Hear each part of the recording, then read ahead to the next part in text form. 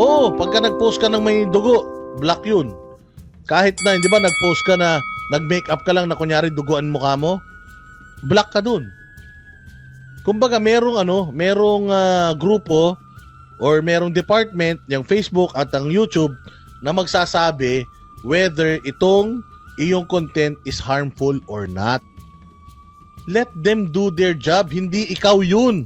Barbers, kung gusto mo pala na maging fact checker ng Facebook, mag-apply ka sa Facebook, umalis ka na sa Congress. Kung gusto mo na maging fact checker ka ng YouTube, lumayas ka na sa Congress, mag-apply ka na sa YouTube. Yun. Konting eklat nga lang dyan sa YouTube, sa Facebook, ano ka na, block ka kagad eh. Demonetize ka kagad eh. Nagsasasabi nito ni Barbers, tinan mo, ang galing pa ni Ted Filon. Mas matalino pa sa sayo, sir. Form, yung ba sasakupin din ninyo? Yes, kasama rin yan, Ted, no? Yung lahat ng social, yung Facebook, yung TikTok, yung yung YouTube and other social media platforms, no? Iimbitahin din natin yan para magbigay din sila ng kanilang suggestion kung paano natin paano tayo magkakaroon ng isang regulasyon. Nahiring na sa Congress yan noon. Remember, gusto nga ipatigil ni Grace po yung Facebook sa Pilipinas. Kasi nga sobrang influential ng social media. Dalawang presidente na pinanalo niyan, si Bongbong Marcos at si Rodrigo Roa Duterte. Kapag ayaw sa'yo ng social media, wala kang pag-asa maging presidente. Kaya gusto nyong kontrolin yung social media. Alisin lahat ng pabor sa mga Duterte para walang Duterteng manalo. Yun lang naman yun eh. Dahil pag sinasabi, para dyan, no? Huwag lang nilang limitahan yung yung freedom of expression tsaka freedom of speech. Ipaglalaban po natin yan. Ang atin lamang nililimita rito ay yung pagkalat ho ng fake news. Yun ho ang ating kung wala namang basihan, dapat may pananagutan din yung nag-post.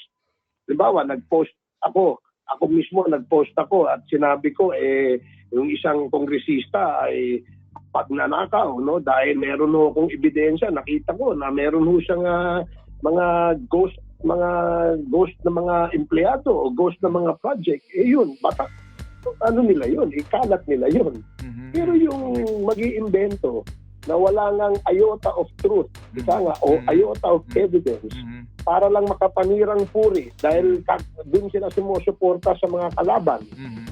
Ito muna, medyo may problema tayo dyan. At this does not... So ibig sabihin, katulad ng sinasabi mo ngayon, problema mo, yung mga sumusuporta sa kalaban mo. O din, lahat tong in-statement mo ngayon, di political to. Tama, Barbers? Galing sa dila mo mismo eh. Galing sa bibig mo eh. Na kapag yung information nang galing sa kalaban na sumusuporta, yari sa inyo. O di ibig sabihin, Barbers, politika na naman to. Pinupolitika mo na naman. O, ulitin natin sinabi mo. Baka lang hindi mo naintindihan. O iota of evidence para lang makapanirang puri dahil dun sila sumusuporta sa mga kalaban.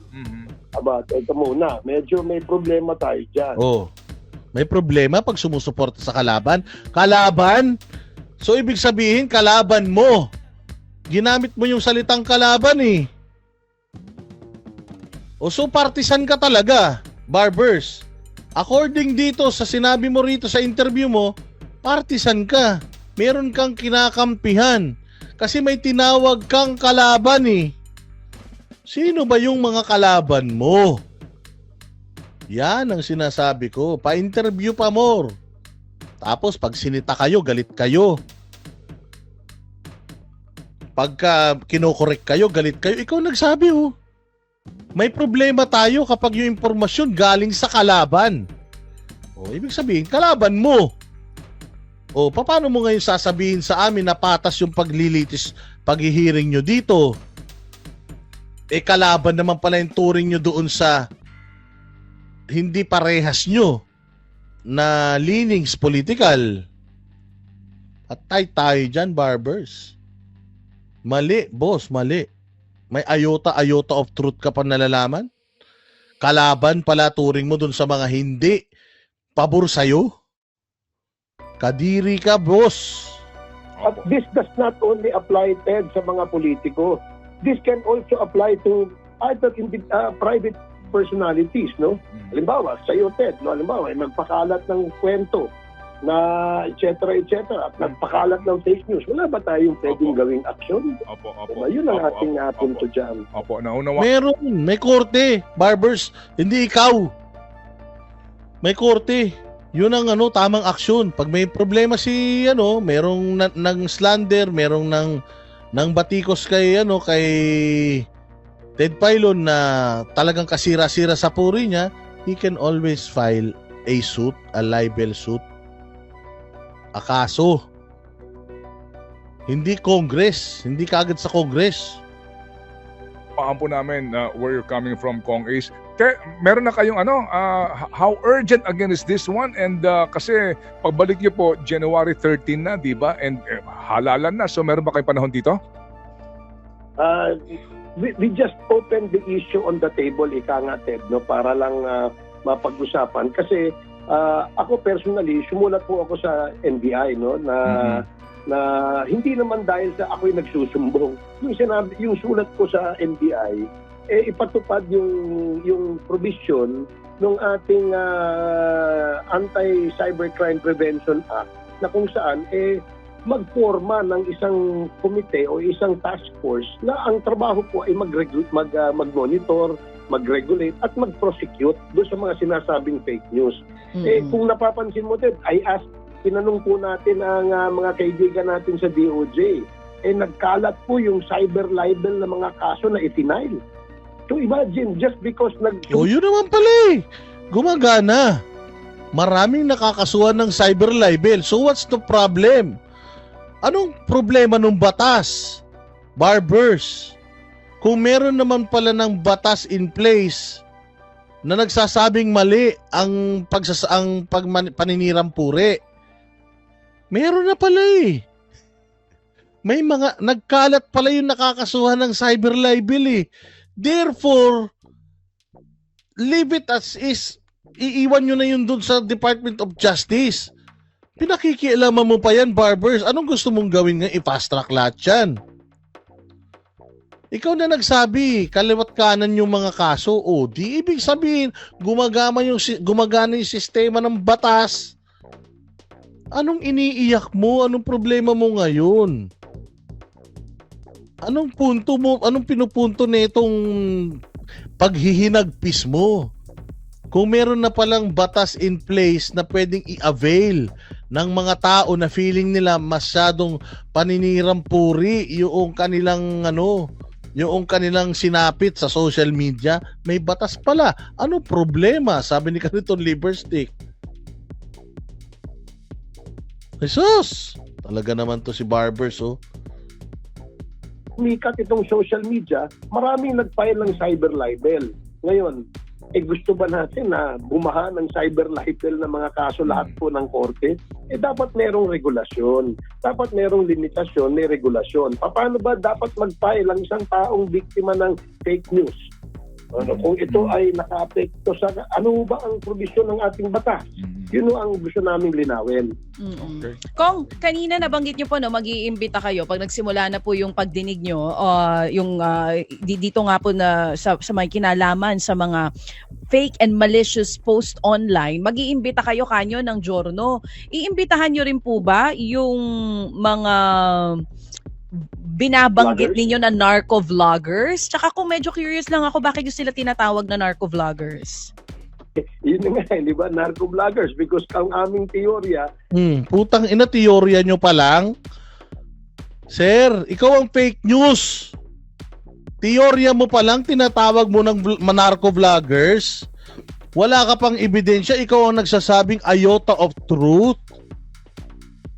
Kung makapagsabi ka ng iota of truth, evidence, teorya pa lang, tinatawag mo na narco-vloggers. Ano ka, Barbers Diyos? Hindi applicable sa'yo yung mga sinasabi mo? Nakakadiri ka, Barbers.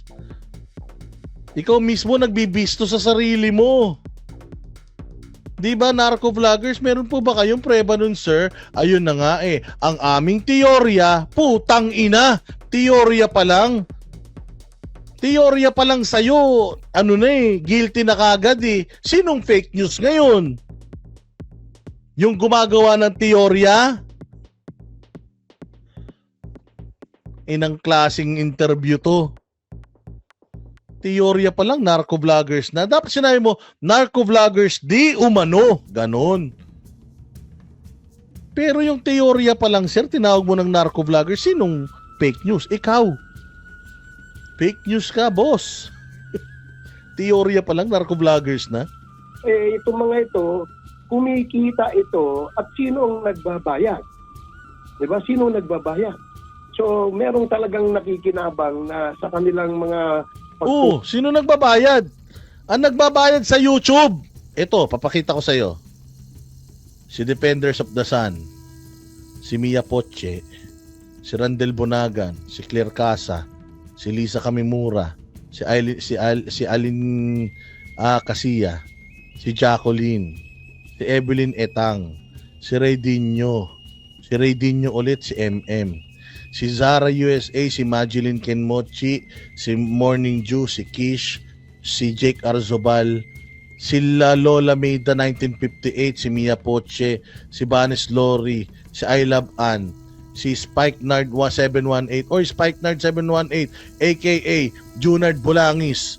Nagpalit ka pa ng pangalan, visit ka. Si Francisco Mendez, si Leia Okada. Yan po yung drug lord mga yan. Ha? So ito mga drug lord to mga to, yan nagbabayad sa amin. Yung mga nanonood sa amin na mahal kami, na napapansin yung effort namin, yan nagbabayad sa amin. Anak ng tinapay ka, Barbers, ang dami mong teorya, di mo nga alam how YouTube works. Ang dami mo ng teorya, di ka pala sigurado, daldal ka na ng daldal dyan. O di ka ang fake news. Pupost ng mga anti-government na nga yung iba eh. May nananawagan na nga ng pag-aklas. May nananawagan na ng kaguluhan dito sa EDSA. Oh, kung halimbawa, manawagan ng pag-aaklas. Putang ina nyo, yung iba nga nandiyan dyan sa Congress eh.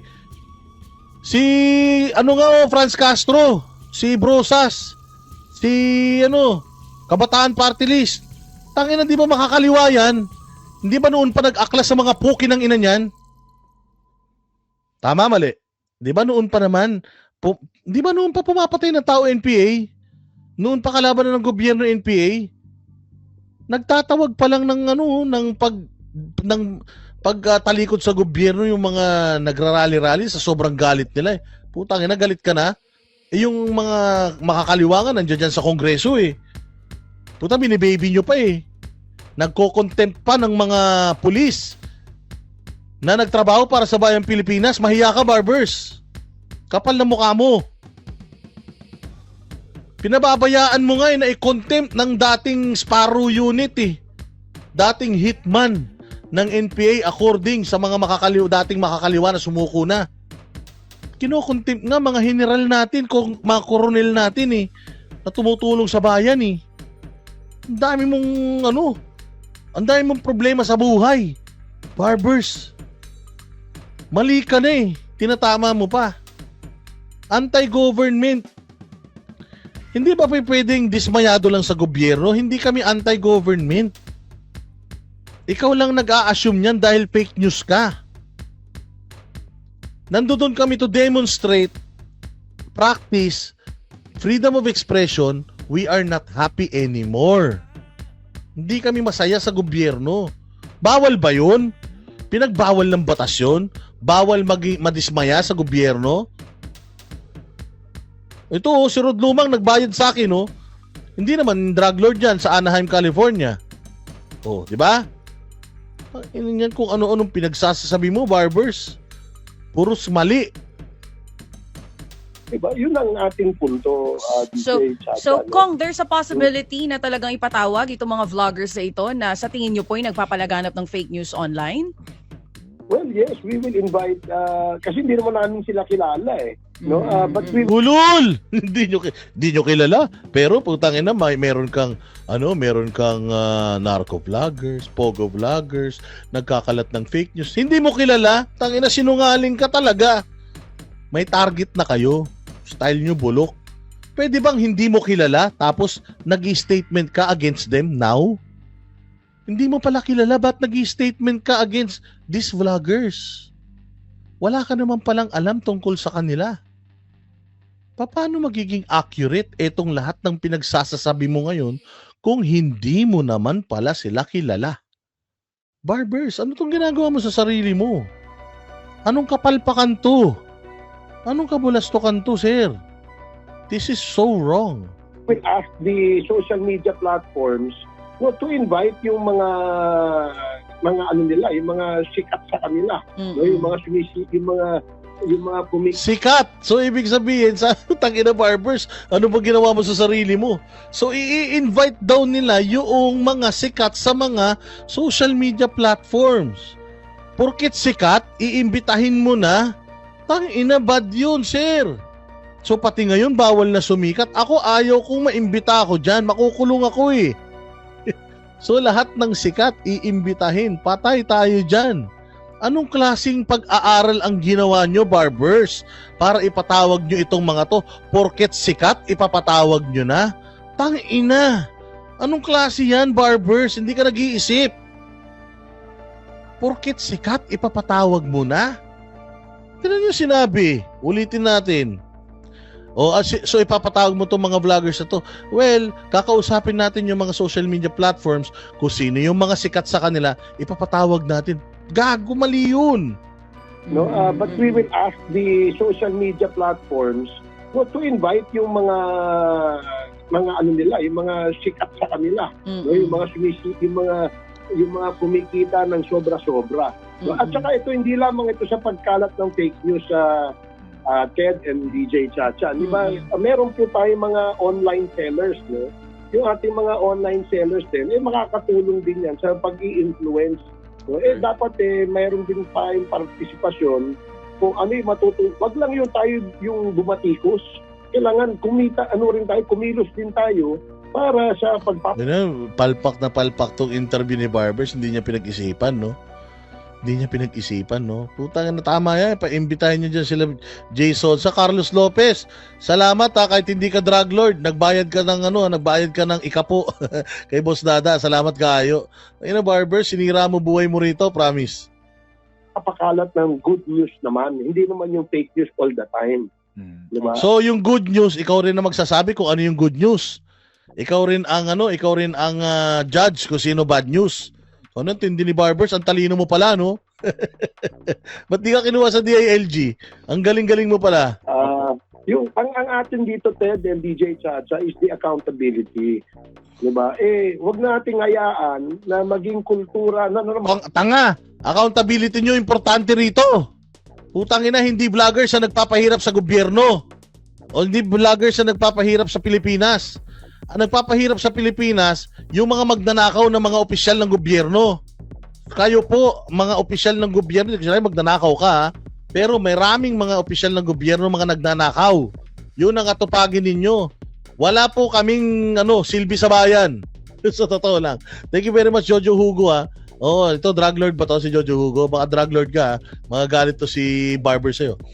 Putangin na. Yun ang problema natin. Yung mga magnanakaw sa gobyerno, hindi mga vloggers. Kahit ipakulong nyo lahat ng vloggers sa Pilipinas, kung lahat ng magnanakaw sa gobyerno mananatili sa gobyerno, pukin ang walang unlad ang bayan nating Pilipinas. Dora Bernal, salamat, drug lord ka ba? Oo, Boss Dada, drug lord ako kasi nurse ako, patay tayo dyan. I'm giving medicine. Happy New Year sa'yo, ha? Mabuhay ka. Diyos ko naman, Barbers, pinagsasabi mo. Yung pagsisinungaling, pagkakalat ng mga issue na nakakasirang puri sa mga, wag na lang sa mga politiko, sa mga private individual na lang. O yun, kung private individual, labas ka dun. Engot. Private individual, they can always go to the courts and file cases. Hindi Congress. Hindi ikaw. Okay, sir? Tama? Mali. May korte tayo. Huwag kang epal. Lahat na lang inangkin mo. Silipin mo kung gaano karami magnanakaw ng mga congressman. Baka matuwa kami sa'yo. Pero kung ganito ang gagawin mo, nek-nek mo, magbukas ka muna ng libro mo, sabi ni Chori Choli. Kala mo nakakatakot ka? Hindi, pag nagpunta ako dyan, tangina libre renta pa ako. Basta masarap ipapakain nyo sa akin. Magre-reklamo lahat ng kasama ko dyan, malakas ako maghilik. Good luck. Dapat magkaroon din tayo ng regulation dyan. No? Sige. Yun nga ang nabanggit ko kasi kanina, na simula nang sumikat itong social media at namo-monetize, nagiging kabuhayan ng ibang mga vloggers, dumami po ang political analyst, dumami ang mga journal, dumami ang mga... Wala kang pakialam, barbers. Pakialaman mo pamilya mo. Yung lahat ng gagawin nila sa buhay, pakialaman mo, pero wag mo kaming pakialaman. Hindi kami humihingi sa'yo ng ikabubuhay namin. Ikaw ang humihingi na ikabubuhay mo sa mga Pilipino. Kaya wag kang epal. Mga biglang suddenly naging self-righteous Oo, parang kayo. o ba... Oo, parang kayo, self-righteous. Kayo lang tama. Lahat ng hindi pabor sa inyo, kalaban. Yun ang turing mo. of personalities.